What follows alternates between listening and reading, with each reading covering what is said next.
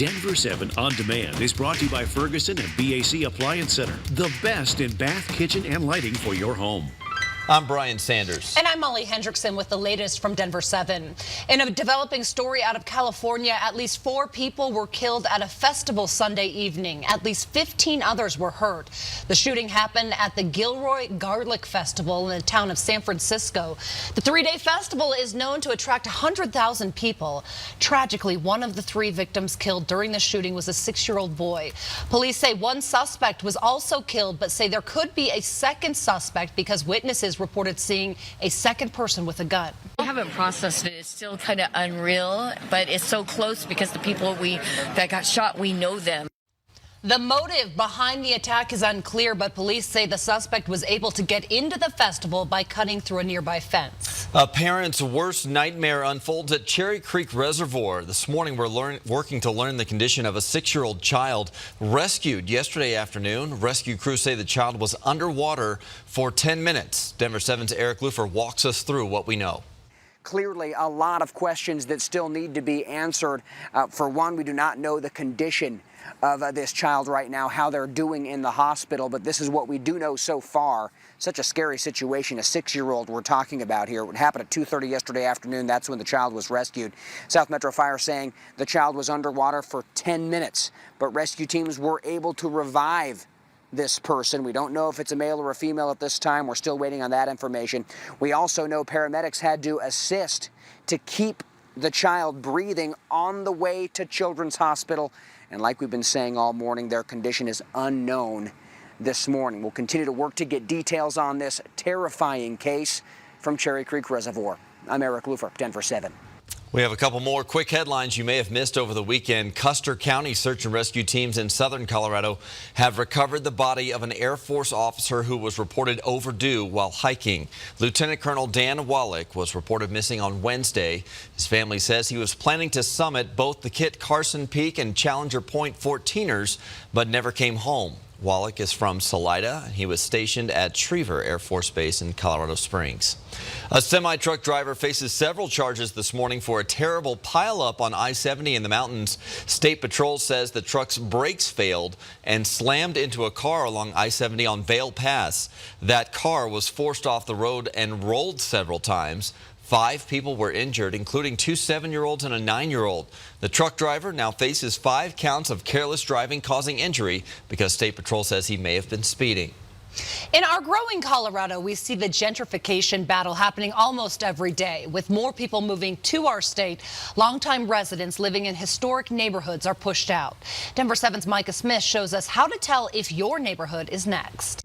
According to a recent study by researchers at CU Denver, there are 4 factors that are excellent predictors at predicting gentrification. That includes policy, place, people, and individuals. The study found policy can predict gentrification by changing zoning ordinances and allowing developers to knock down single-family homes in favor of multifamily housing.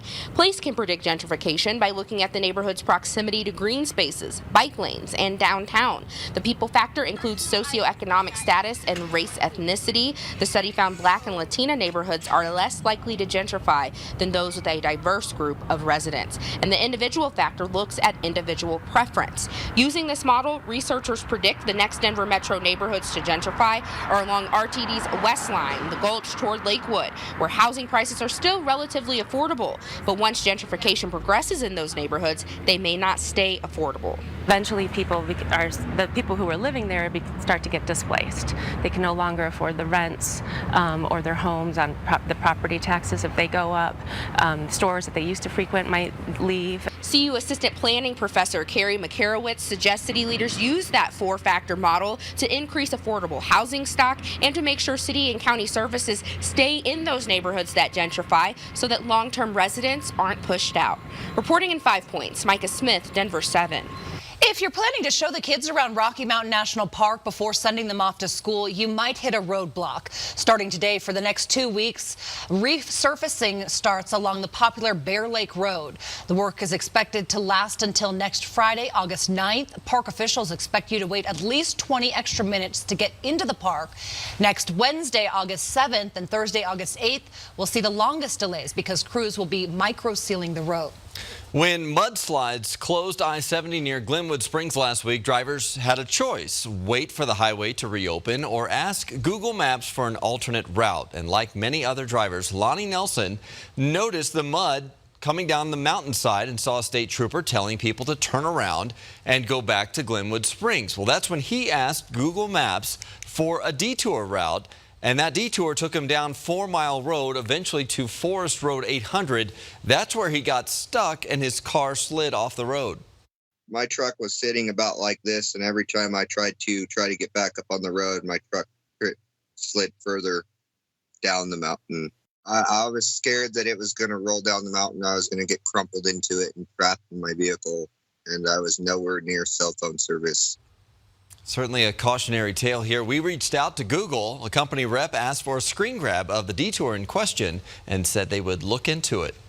Well, you might remember it was just last month we told you about more than a dozen people who used a Google detour to get around a traffic backup because of a crash near DIA on Pena Boulevard.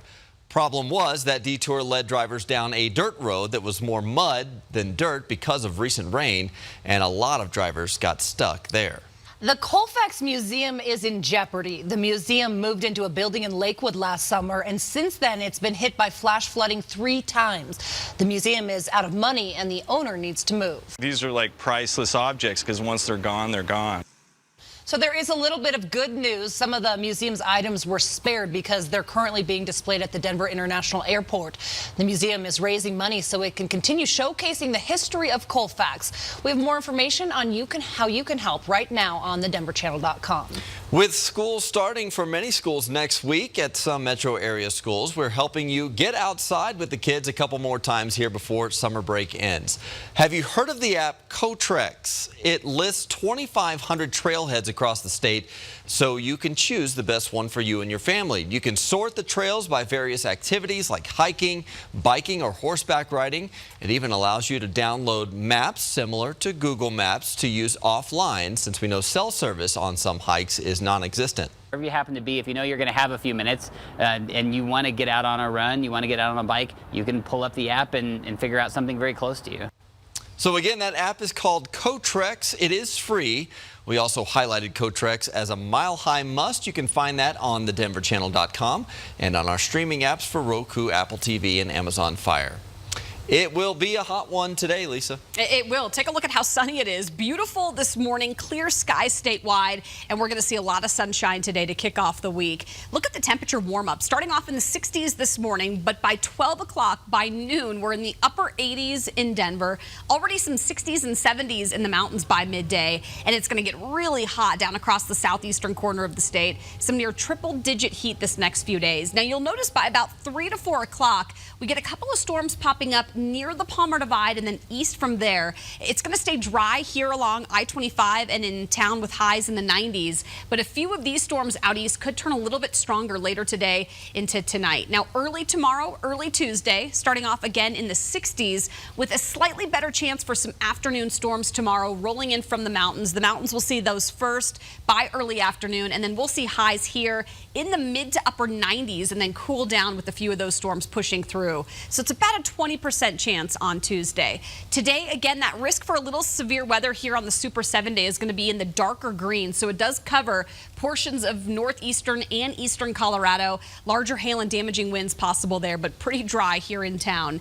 96 on Tuesday. It's going to be a hot one tomorrow. In fact, the hottest day of the week. By Wednesday, there is a slightly better chance for a few late day storms. Some kids heading back to school a week from tomorrow, so if you're trying to cram in a few more pool days, we will see a few more storms Wednesday afternoon. 90s, though, expected that afternoon, and it's going to last again through midweek. It gets a touch cooler by Thursday. By Thursday, temperatures will drop into the upper 80s, and then we'll see upper 80s and low 90s, you guys, through the coming weekend.